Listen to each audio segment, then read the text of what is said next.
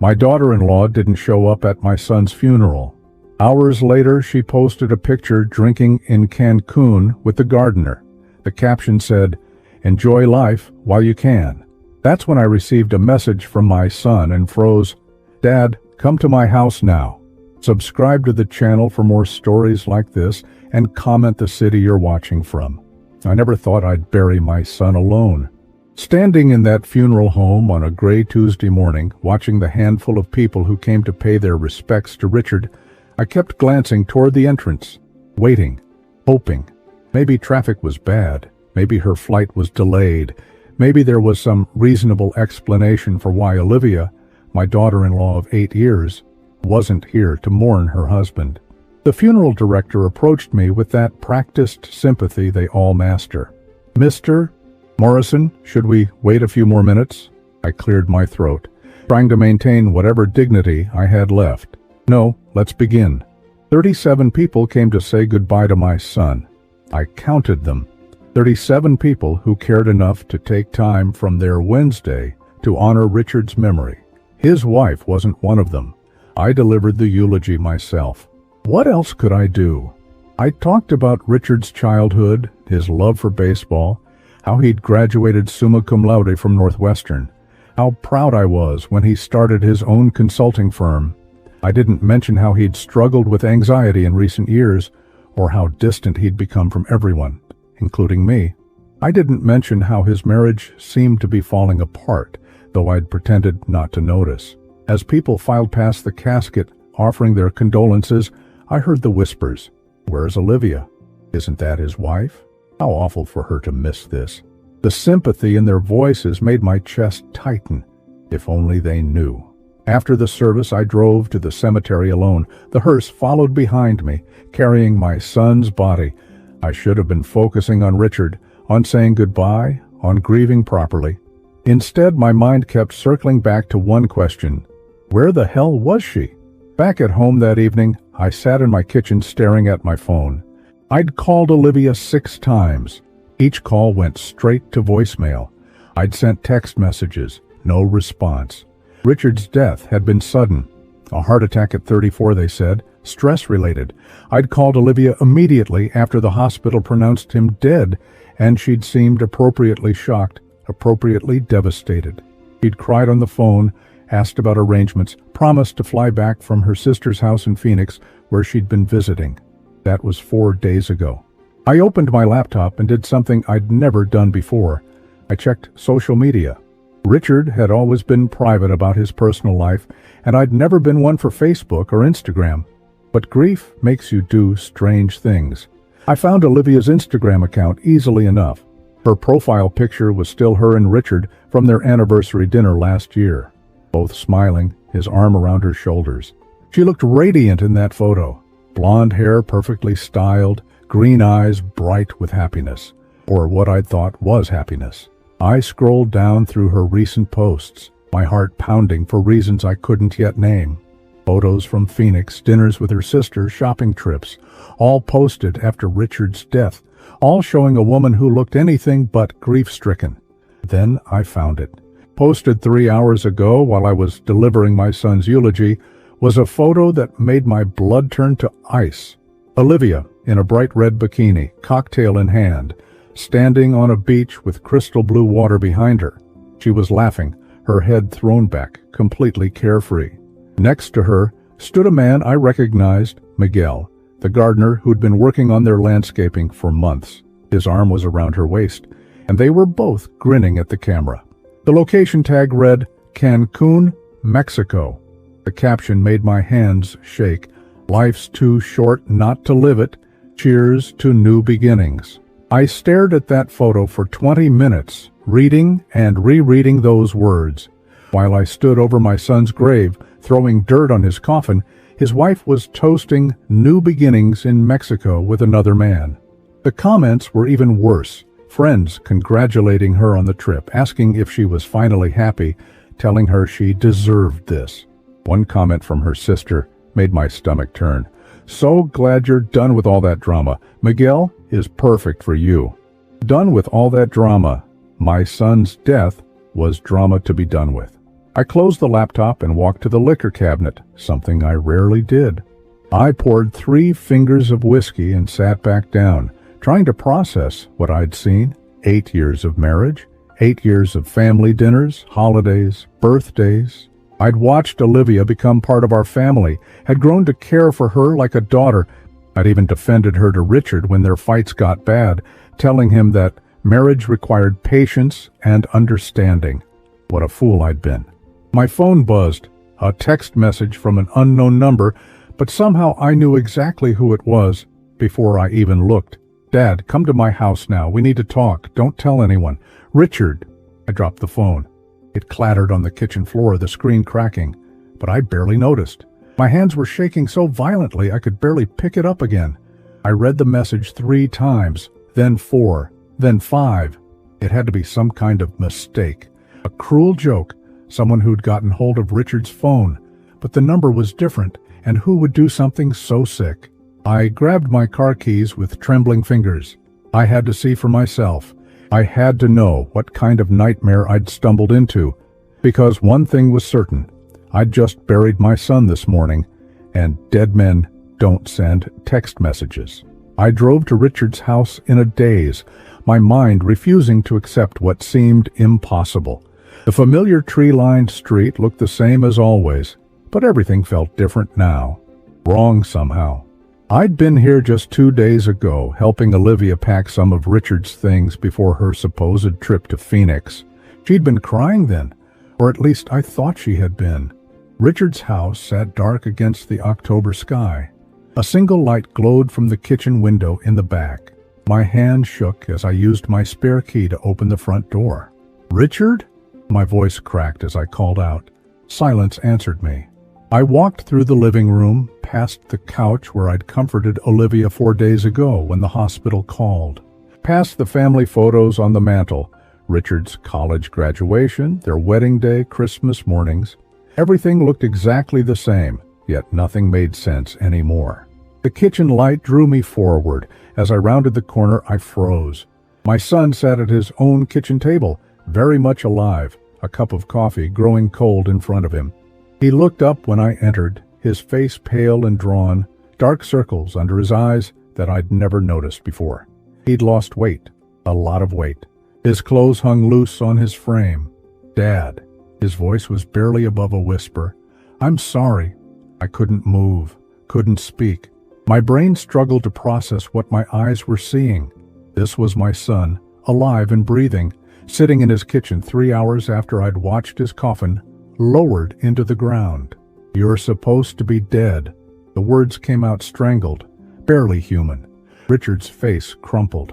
I know how this looks, how insane this must be for you. Please, sit down. Let me explain." I remained standing, my legs locked in place. "I buried you today, Richard. I threw dirt on your coffin. I gave your eulogy. What kind of sick game is this?" "It's not a game." He stood up slowly, his movements careful, deliberate. "Dad, I'm in serious trouble. The kind of trouble that could destroy not just me, but you too. Everything we've worked for, everything our family has built." "What are you talking about?" Richard ran his hands through his hair, a gesture I'd seen him make thousands of times since childhood when he was nervous or scared.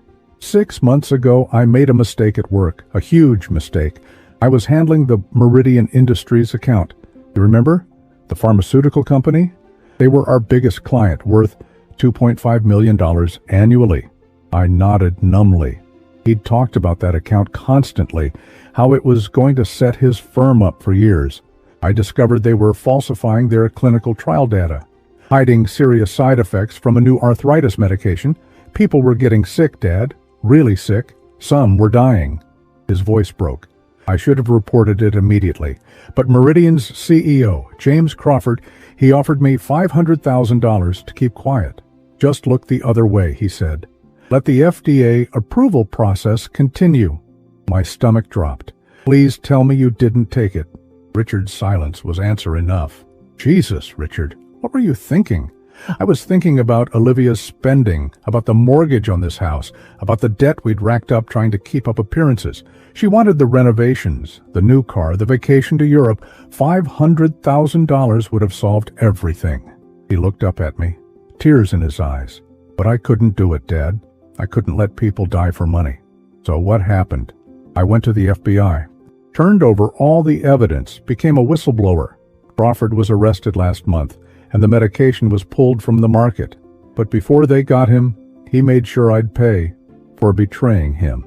Richard walked to the kitchen window, staring out into the darkness. Crawford has connections, Dad. Bad connections. The kind of people who don't forgive and don't forget. 3 weeks ago, I started getting threats. Phone calls telling me that I'd destroyed too many careers, cost too many people, too much money. They wanted me to disappear permanently. I sank into a chair, my legs finally giving out. So, you faked your death. Dr. Peterson helped me. He's an old friend from college, works at the hospital now. We staged the heart attack, falsified the death certificate. Peterson said I had, maybe hours before Crawford's people found me, this was the only way. The pieces were starting to come together, but one huge question remained.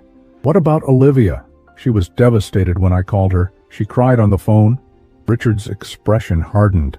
Olivia knew everything, Dad, about the Meridian account, about the money I turned down, about the threats. She knew I was planning to fake my death. He paused, his voice dropping to barely audible.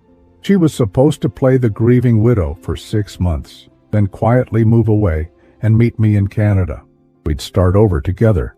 But she's in Cancun. With Miguel? Richard's laugh was bitter and broken. Yeah, I saw the Instagram post too. She was supposed to wait, Dad. We had a plan. But apparently she had a better one. I thought about the photo, about Olivia's radiant smile, about the comments from her friends. She was never planning to meet you in Canada, was she? No. I figured that out when I saw my life insurance policy had been cashed in. $750,000 paid out to my loving widow just yesterday. Richard turned back to face me. She played her part perfectly, didn't she? The shocked wife, the grieving widow, too distraught to even attend the funeral. She probably figured being mysteriously absent would make her seem even more tragic. The full scope of the betrayal hit me like a physical blow. She let me bury an empty coffin. She let me grieve for you while she was planning her vacation with her lover. I'm sorry, Dad. I never meant for you to get hurt like this.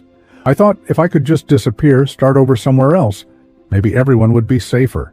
But I couldn't let her get away with this. She not only betrayed me, she betrayed you too. Made you suffer while she counted her money. I looked at my son, thinner, haunted, but alive, and felt something shift inside me. The grief I'd carried for 4 days began transforming into something else entirely, something harder and colder. What do we do now? I asked.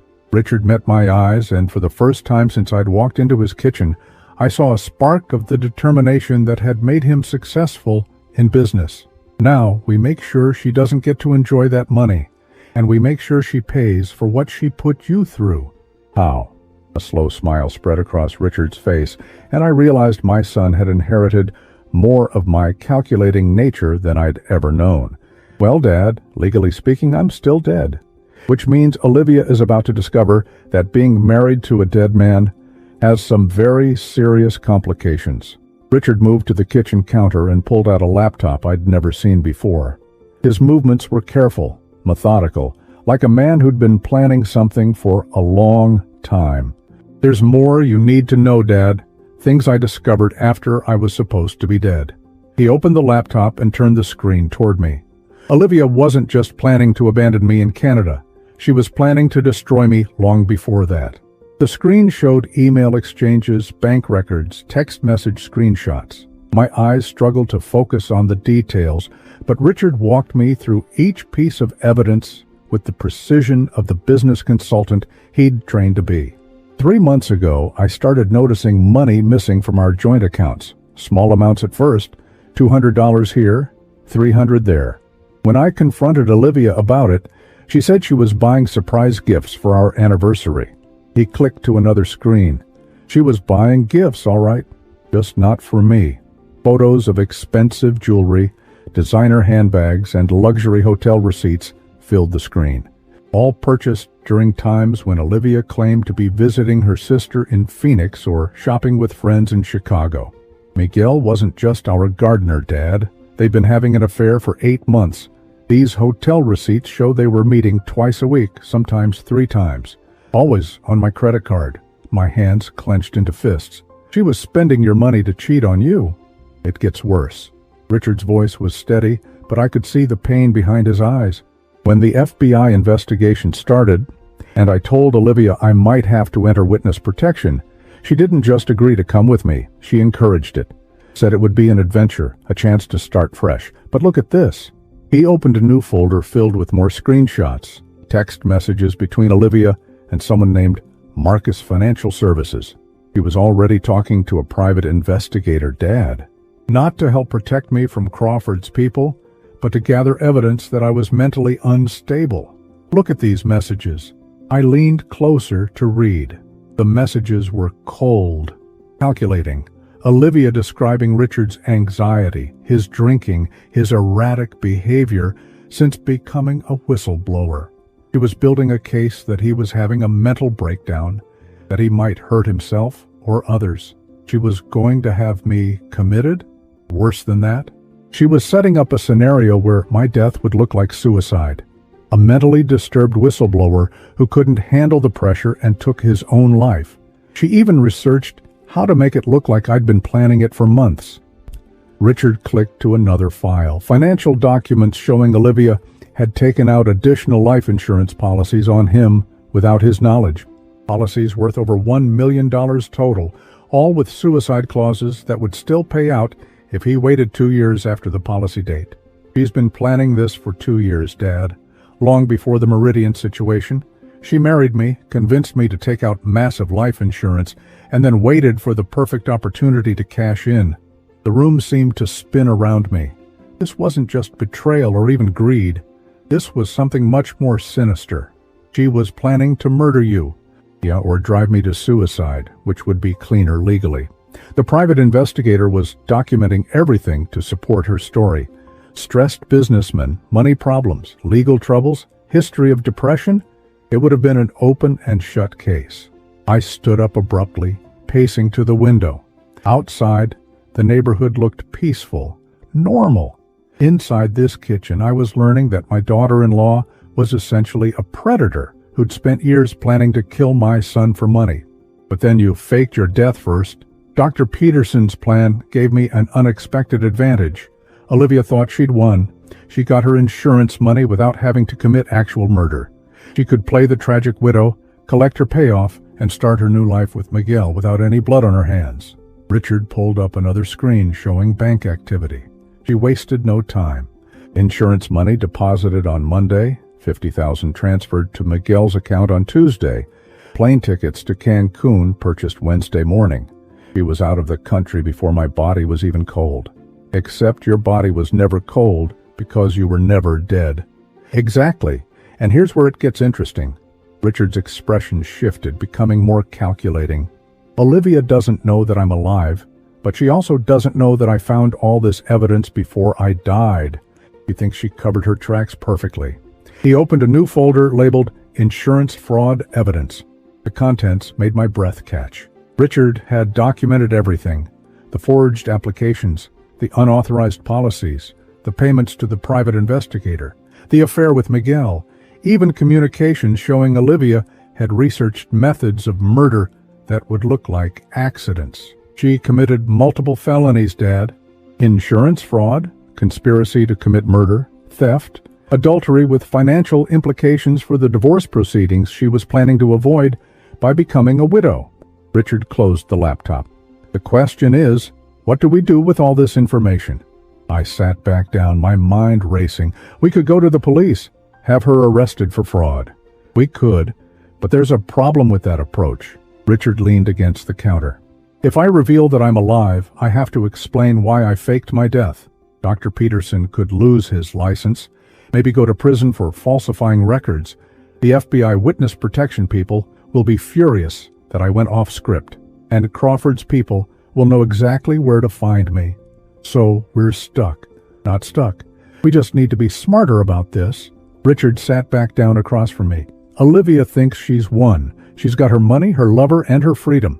She's probably planning to stay in Mexico for a few months, let the grief period pass, then come back and sell the house, liquidate everything else, and disappear forever. What's stopping her? Well, technically, she can't sell the house or access most of our shared assets while I'm legally dead. The estate has to go through probate, which takes months. But she's got the life insurance money, so she figures she can wait. Richard smiled grimly. What she doesn't know is that I documented her fraud before I died, and dead men can still file insurance claims disputes. I stared at my son, seeing a side of him I'd never witnessed before. The anxious, overwhelmed man I'd worried about for months had been replaced by someone harder, more strategic. What are you planning, Richard? I'm planning to let Olivia enjoy her vacation for exactly 2 more weeks. Let her get comfortable, spend some money, make some plans. And then I'm going to systematically destroy every lie she's built. He opened the laptop again. I've already filed disputes with all 3 insurance companies claiming fraud. The investigations will freeze her accounts within days of being initiated. Can you do that while you're dead? I set up the disputes before I died, with instructions to my lawyer to file them if certain conditions were met.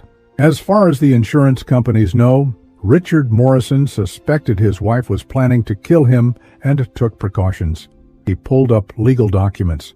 I also changed my will the day before I died, leaving everything to you and cutting Olivia out completely due to suspected infidelity and financial impropriety. The scope of Richard's planning was staggering. You've thought of everything. Not everything. I didn't think she'd be stupid enough to post photos of herself partying in Mexico 3 days after my funeral. That was a gift I couldn't have planned for. Richard's smile was cold. Those photos, combined with the financial records showing money transfers to Miguel, will make the insurance fraud case airtight.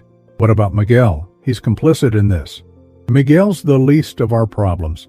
He's just a guy who thought he was dating a rich widow. When Olivia's money disappears and the fraud charges hit, he'll disappear too. Men like Miguel don't stick around for poor women with legal problems. I looked at my son with a mixture of pride and concern.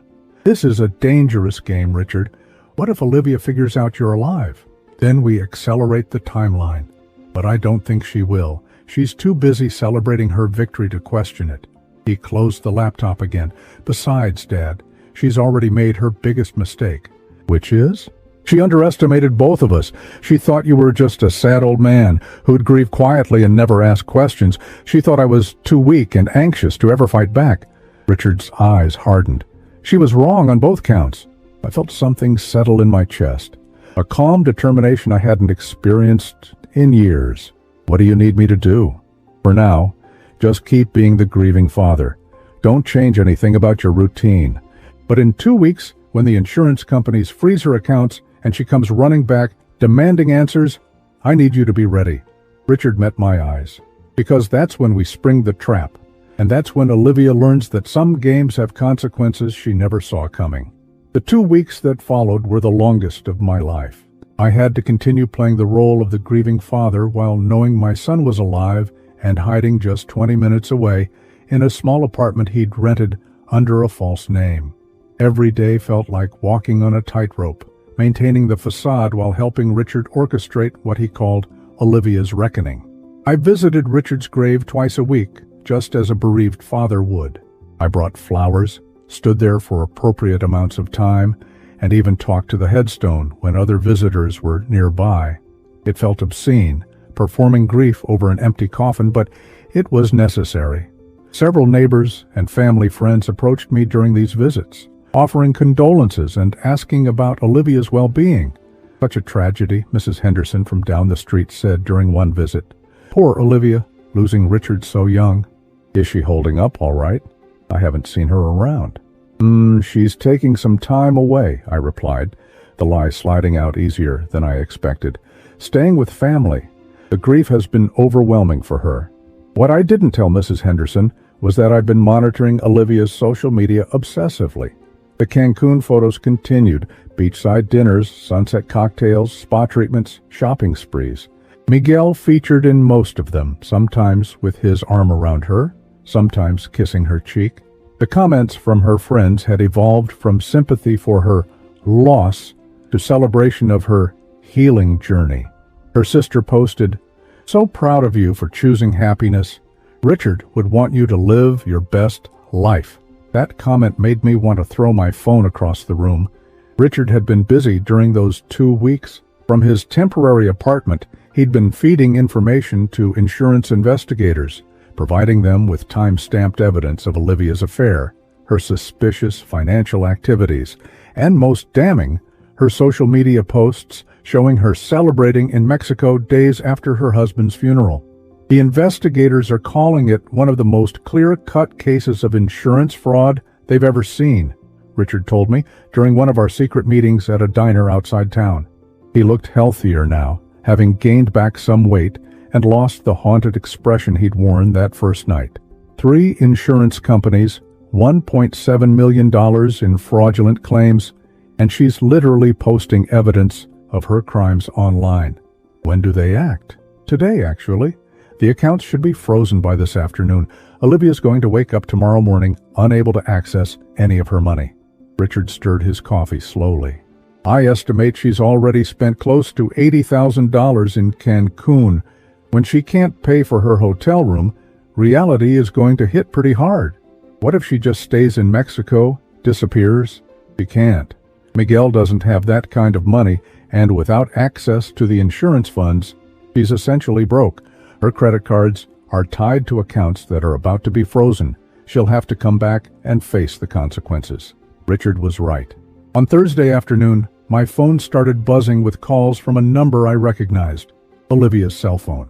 I let them all go to voicemail. By evening, I had 12 increasingly frantic messages. The first few were confused. "Timothy, something's wrong with my bank accounts. Can you call me, please?" By the 7th message, panic had crept in. "Timothy, I'm stuck in Mexico. The hotel is saying my cards aren't working. I need you to wire me some money until I can figure this out."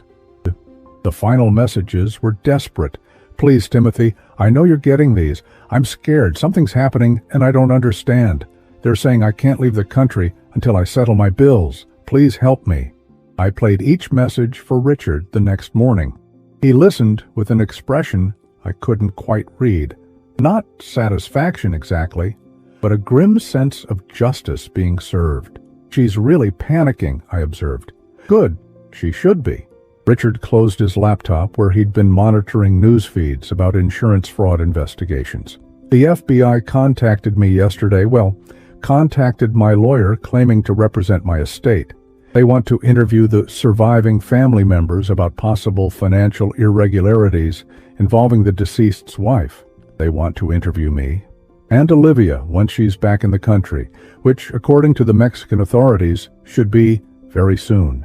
They're not going to hold her indefinitely, but they are requiring her to settle her debts before leaving.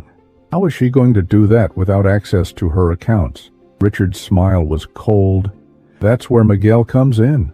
Turns out he's been bragging to his friends about his rich American girlfriend. Posted photos of the expensive gifts she's been buying him, the luxury hotels they've been staying at. When the money dried up yesterday, so did his enthusiasm for their relationship. He left her, took the first flight back to Chicago this morning. Olivia is alone in a foreign country with no money, no friends, and a growing list of legal problems." Richard leaned back in his chair. "I almost feel sorry for her. Almost. I didn't feel sorry for her at all. Every time I remembered standing over that empty grave, throwing dirt onto a coffin that contained nothing but weighted pillows, my sympathy evaporated. When does she get back?" "Her flight lands tomorrow evening. She managed to contact her sister, who wired her enough money for a plane ticket. But she's coming back to a very different world than the one she left. Are you ready for this?" Richard nodded slowly. "I've been ready since I saw those Instagram posts of her laughing on the beach while you buried an empty coffin." His voice hardened. "She humiliated you, Dad. She made you grieve alone while she celebrated with her lover using money she stole from our family. That's not something I can forgive. And you're sure this will work? The insurance fraud case is airtight. She'll either take a plea deal or go to trial, but either way she's looking at serious prison time. The money she stole will have to be returned, plus penalties and interest. Her reputation is destroyed, and she'll be lucky if she doesn't end up owing more than she's worth after legal fees. Richard paused, looking out the diner window at the ordinary suburban street outside. But the legal consequences are just the beginning, Dad. The real justice comes when she realizes that everyone knows what she did. Her friends, her family, our neighbors, they're all going to learn that she's not a tragic widow who lost her husband too young. She's a con artist who tried to cash in on that husband's death while betraying him with another man. She'll try to contact me when she gets back. Let her. But remember, as far as you know, I'm still dead. You're just a grieving father who's slowly learning that his daughter-in-law isn't who he thought she was. Richard reached across the table and squeezed my hand. I'm sorry you have to keep pretending to grieve for me, Dad. I know how hard this has been on you. I squeezed back. Having you alive and safe is worth any amount of pretending. This will all be over soon. Once Olivia is arrested and charged, once the truth comes out publicly, I can start the process of legally returning from the dead. It'll be complicated, but Dr. Peterson has connections who can help smooth things over with the authorities. And then what? You can't go back to your old life. No, I can't. Richard Morrison will have to stay dead, at least officially. But Timothy Morrison's son can start fresh somewhere new, with a new identity, and a chance to build something better. Richard's expression softened, maybe even with his father if that father wants to leave this place behind and start over too. I thought about my empty house, my quiet retirement, the loneliness that had been my constant companion since Richard's supposed death. The idea of starting fresh, of having my son back in my life, was more appealing than I cared to admit. We'll see, I said. First, let's make sure Olivia gets exactly what she deserves.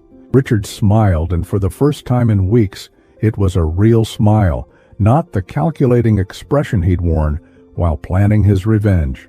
Oh, she will, Dad. She definitely will. Tomorrow night, when she walks into that house, expecting to resume her life as a grieving widow, she's going to discover that some lies have consequences she never imagined. Olivia's plane landed at 8:30 on a cold Friday evening. I knew because I'd been tracking her flight obsessively, the same way I'd been monitoring everything about her for the past 2 weeks. Richard and I had spent the afternoon making final preparations for what he called the confrontation. I was sitting in my living room, pretending to watch television, when my phone rang at 9:45. Olivia's number flashed on the screen. I let it ring 4 times before answering, just long enough to sound like a man who'd been lost in his grief. Timothy? Her voice was strained, exhausted. Thank God you answered. I'm so sorry I haven't been able to call. There were problems with the phone service in Mexico, and then my flight was delayed and everything has been just awful. Olivia? I kept my voice carefully neutral. I was wondering when you'd get back. I'm at the house now, but something's wrong with the locks. My key isn't working, and there's some kind of notice on the door. I can't read it properly in the dark. Her voice cracked slightly. Could you come over? I know it's late, but I'm scared to be alone right now. I glanced at the clock. Right on schedule. The locksmith Richard had hired had changed the locks that afternoon, and the notice on the door was from the FBI, informing Olivia that the house was part of an ongoing fraud investigation. I'll be there in 20 minutes, I said. Thank you, Timothy. I don't know what I'd do without you. You're the only family I have left now that Richard is... She broke off, making a sound that might have been a sob, but sounded more like exhaustion. The drive to Richard's house felt surreal. I'd made this trip hundreds of times over the years. Family dinners, holidays, helping with home repairs, babysitting their dog when they traveled. But tonight felt different. Tonight I was driving toward a reckoning that had been building for weeks. Olivia was standing on the front porch when I arrived, looking nothing like the radiant woman from the Cancun photos. Her hair was pulled back in a messy ponytail, her skin pale and drawn. She wore wrinkled clothes that looked like she'd slept in them, and her eyes were red-rimmed with exhaustion or tears. I couldn't tell which. "Timothy, thank you for coming." She rushed toward me, attempting to embrace me, but I stepped back slightly. The movement was subtle, but she noticed. Her expression flickered with confusion. "Let me see this notice," I said, walking past her to the front door. The FBI document was official and intimidating, full of legal language about asset freezing and ongoing investigations. I read it slowly, watching Olivia from the corner of my eye. She was pacing behind me, wrapping her arms around herself. "I don't understand any of this," she said. "Why would the FBI be involved with Richard's death? It was a heart attack, natural causes." I turned to face her fully for the first time. In the porch light, she looked even worse than I'd initially thought. There were dark circles under her eyes and her hands were shaking slightly. "Olivia, where exactly have you been for the past 2 weeks? I told you I was in Phoenix with my sister, dealing with the grief, trying to process everything."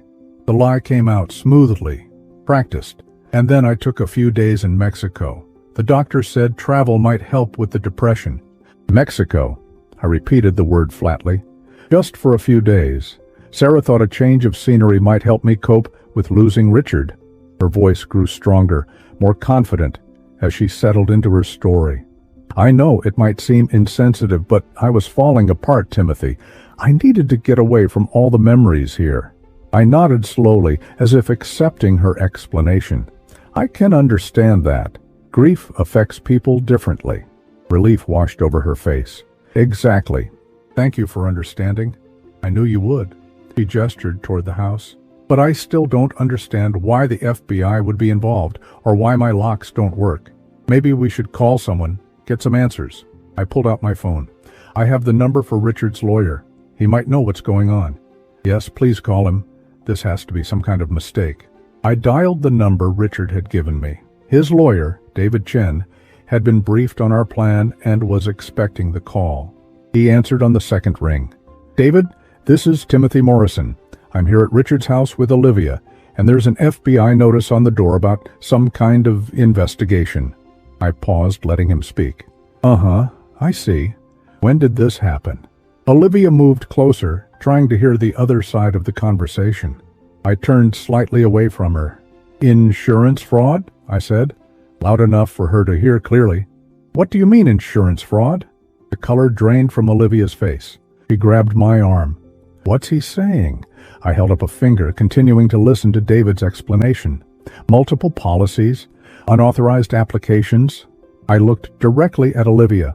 "David, Olivia is right here. She says she doesn't know anything about this." "Timothy, what is he talking about?" Olivia's voice was rising, panic creeping in. "He says the FBI has evidence that someone forged Richard's signature on several life insurance applications. Large policies that Richard supposedly took out without telling anyone." I watched her face carefully. "They think it might be connected to his death." "That's impossible. Richard died of a heart attack. The doctors confirmed it." I continued talking to David. "Financial irregularities? What kind of irregularities?" Another pause. "Account transfers to unauthorized recipients, suspicious spending patterns." Olivia's hands were shaking visibly now. "Timothy, tell him this is all a mistake. I don't know anything about insurance policies or financial irregularities." "David wants to know if you can account for your whereabouts over the past 2 weeks," I said to her. "The FBI apparently has questions about some large cash transactions that happened right after Richard's death." I was grieving. I was with my sister. But her voice lacked conviction now.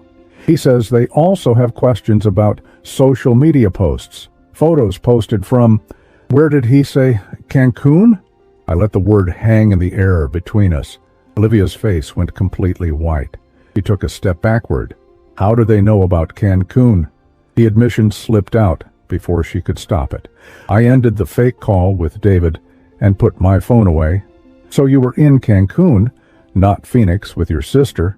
I can explain that. After Phoenix, I needed more time to heal. Sarah suggested Mexico might be therapeutic, but she was floundering now, her story falling apart. "Therapeutic." I repeated the word the same way I'd said Mexico earlier. Was Miguel therapeutic too? Her mouth opened and closed like a fish gasping for air. How do you know about Miguel? The FBI showed me photos, Olivia. Photos of you in Cancun with another man. Photos posted on social media while I was standing over my son's grave, throwing dirt on his coffin. My voice was getting harder, colder. Photos of you celebrating with your lover using money from Richard's life insurance. Tears started flowing down her cheeks, but they looked more like panic than genuine remorse. Timothy, you don't understand. I loved Richard, but our marriage was complicated. He was distant, anxious all the time. Miguel was just a friend who helped me through a difficult period. A friend you were sleeping with for 8 months while married to my son. How do you... She stopped, realizing she was only making things worse. Look, I made mistakes, but Richard's dead, and nothing can change that. Can't we just move forward as family? I stared at this woman I'd welcomed into our family 8 years ago. This woman I'd defended to Richard when their fights got bad. This woman who'd stood in my kitchen 4 days after my son's death, crying in my arms about how much she missed him. You're right about one thing, Olivia. Nothing can change the past. Nothing can change the fact that you let me bury my son alone while you were partying with your boyfriend in Mexico. I turned toward my car. The FBI will be in touch. I suggest you get a good lawyer. Timothy, wait, please, you have to help me. I don't have anywhere else to turn. I stopped and looked back at her one last time. You should have thought about that before you decided to cash in on Richard's death. I drove away, leaving her standing alone on the porch of the house she could no longer enter. In my rearview mirror, I saw her collapse onto the front steps, her head in her hands. But I wasn't done yet. Neither was Richard. 20 minutes later, I pulled into the parking lot of Richard's temporary apartment. He was waiting by the window, and I could see the tension in his shoulders even from a distance. This was the moment we'd been building toward for 2 weeks. How did she look? He asked as I climbed the stairs to his second-floor unit. Terrified, exhausted, caught. I sat down heavily in his small living room. She tried to lie at first, but when I mentioned the FBI photos and Miguel, she fell apart. Good. She needs to understand that her actions have consequences. Richard was pacing now, nervous energy radiating from him. Tomorrow morning, she'll wake up to find FBI agents at whatever motel she's staying in. They'll arrest her on insurance fraud charges, and that's when the real consequences begin. Are you ready for what comes next? Richard stopped pacing and looked at me directly. Dad, I've been dead for 2 weeks. Tomorrow, I get to come back to life and watch the woman who betrayed us both face justice for what she's done. His expression was grim but determined. I've never been more ready for anything in my life. Outside, snow began to fall, covering the parking lot in a thin layer of white.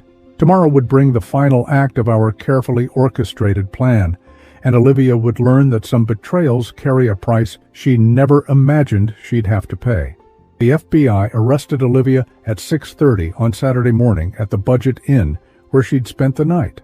I wasn't there to witness it, but Richard had a contact in the bureau who called him with updates. She'd tried to run when they knocked on her door, he said, but there was nowhere to go in a motel room with one exit. Richard and I met at the same diner where we'd been planning this moment for 2 weeks. He looked different this morning, lighter somehow, as if a weight had been lifted from his shoulders. She's been charged with insurance fraud, conspiracy to commit fraud, and money laundering, he told me over coffee that had grown cold while we waited for news. Bail was set at $500,000. Can she make bail? With what money? Her accounts are frozen, her credit cards are maxed out from the Cancun trip, and Miguel disappeared the moment her funds dried up. Her sister might try to help, but Sarah doesn't have that kind of cash lying around. I thought about Olivia sitting in a jail cell, probably still wearing the wrinkled clothes she'd traveled in. 2 weeks ago, I might have felt sorry for her. Now I felt nothing but a cold satisfaction that justice was finally being served. When do you come back from the dead? Richard smiled, the first genuine smile I'd seen from him since this whole nightmare began. This afternoon, Dr. Peterson has everything arranged with the hospital administration and the police. The official story is that there was a mix-up with patient identification, that Richard Morrison was in a coma rather than dead, and that he's made a miraculous recovery. Where will anyone believe that? It doesn't matter if they believe it. What matters is that it's legally documented and medically supported. Dr. Peterson has colleagues who will swear to the confusion, and the hospital's lawyers have already agreed to treat it as a medical error rather than fraud. Richard leaned forward. The beauty of it is that once I'm officially alive again, all of Olivia's insurance claims become void automatically. She'll owe back every penny she collected, plus interest and penalties. She'll go to prison for a long time. David thinks she's looking at 10 to 15 years, especially if she refuses to cooperate with the investigation into the other fraudulent policies. Richard's expression hardened. And she'll cooperate, because she's going to learn some very interesting information about her boyfriend, Miguel. What kind of information? Miguel wasn't just a gardener having an affair with a married woman. He's been running a long con targeting lonely wives in wealthy suburbs. Olivia is the third woman he's seduced and convinced to defraud their husband's life insurance. The FBI has been tracking him for 18 months. The scope of Olivia's stupidity was staggering. She thought she was playing Richard, but Miguel had been playing her all along. She was just another mark. Exactly.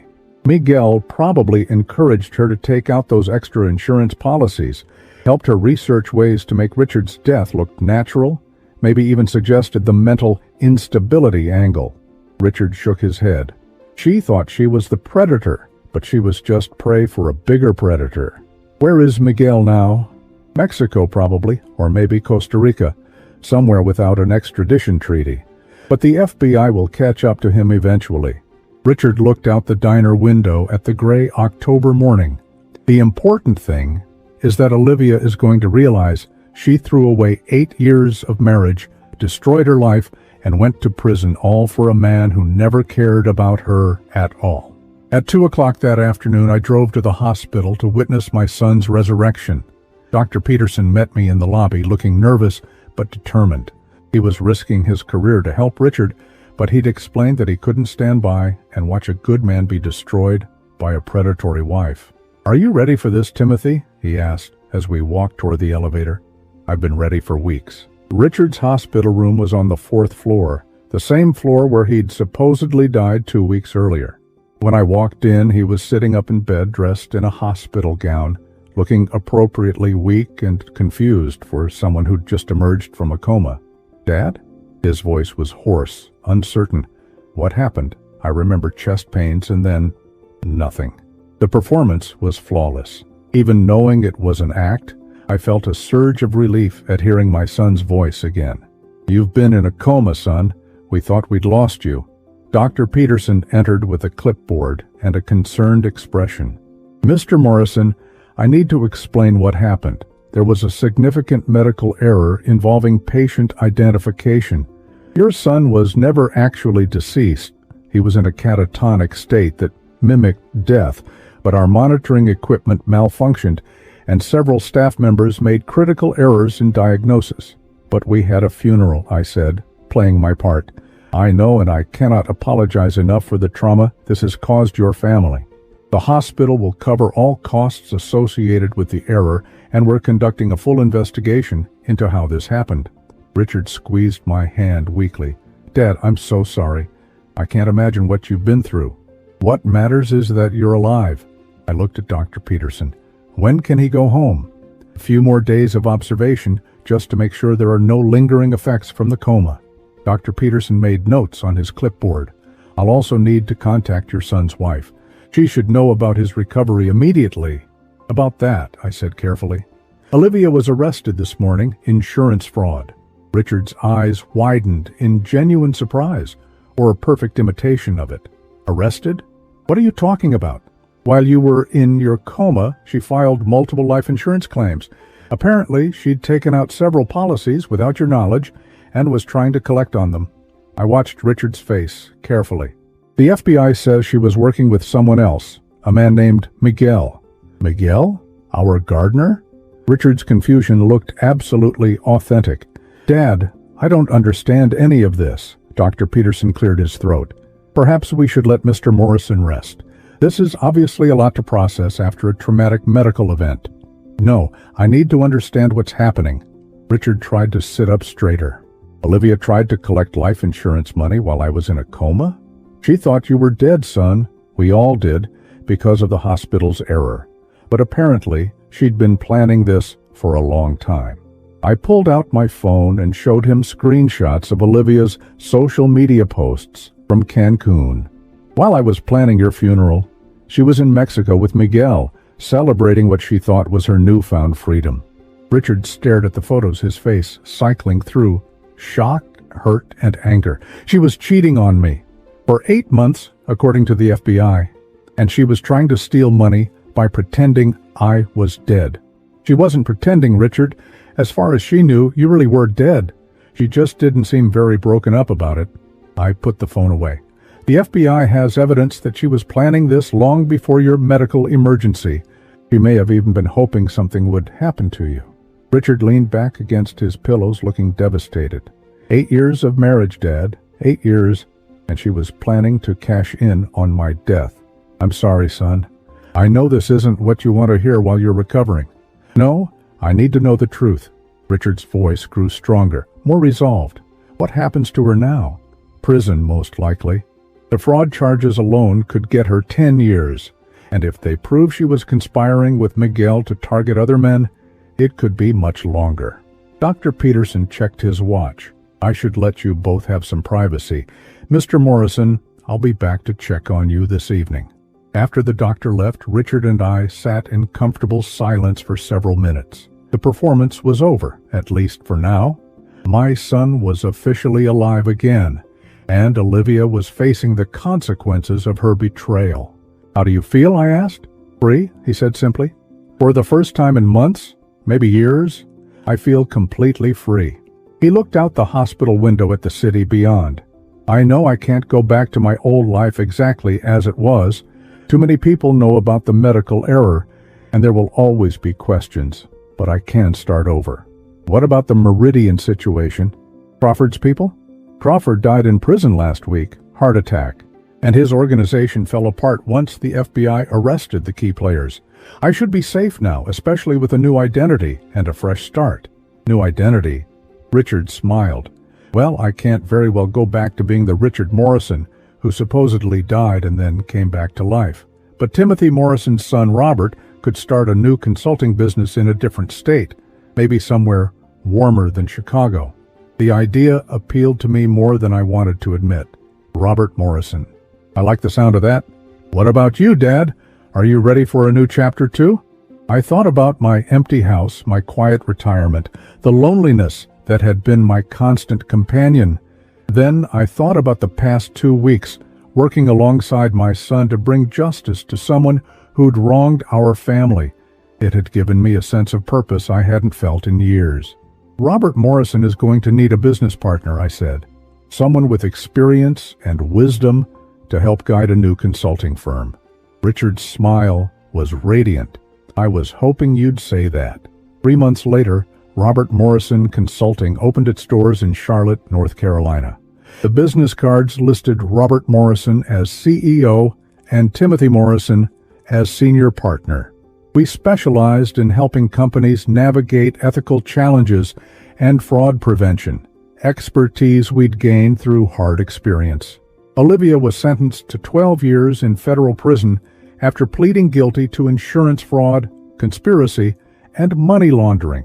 Miguel was eventually captured in Guatemala and extradited to face charges for running a criminal enterprise that had defrauded at least 6 families. The insurance companies recovered most of the money Olivia had stolen, though she'd managed to spend nearly $100,000 during her brief taste of freedom. On the anniversary of Richard's supposed death, we visited the cemetery where an empty coffin still lay buried under a headstone bearing my son's name. We brought flowers, not out of morbid humor, but as a reminder of how close we'd come to losing each other forever. Do you ever regret it? Richard asked as we stood beside the grave. Everything we put Olivia through? I thought about the question seriously. I regret that it came to this. I regret that she made the choices she made. But I don't regret protecting our family from someone who would have destroyed us both without a second thought." Richard nodded. "She had every opportunity to be honest, to work through our problems, to build a real life together. Instead, she chose deception and betrayal. The consequences were her own doing." As we walked back to our car, I reflected on how much had changed in 1 year. I'd lost a son and gained him back. I'd lost a daughter-in-law and gained my freedom from her manipulation. I'd lost my quiet retirement and gained a new purpose, a new business, and, most importantly, a deeper relationship with the son I'd almost lost forever. Olivia had tried to profit from what she thought was Richard's death, but in the end, his resurrection had given us both a new life. Justice, I realized, sometimes comes in the most unexpected forms.